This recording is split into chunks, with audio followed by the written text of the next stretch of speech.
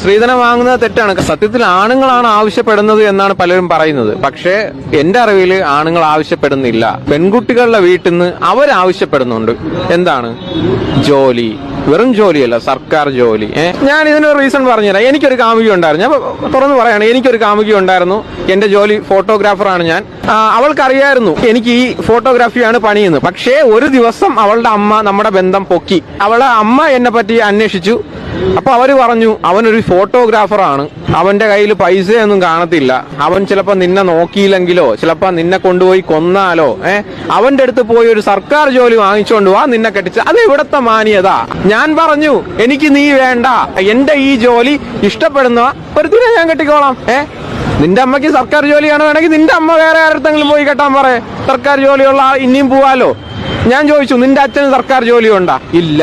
പിന്നെ എന്തിനു എനിക്ക് സർക്കാർ ജോലി വേണമെന്ന് അവർ ആവശ്യപ്പെടുന്ന?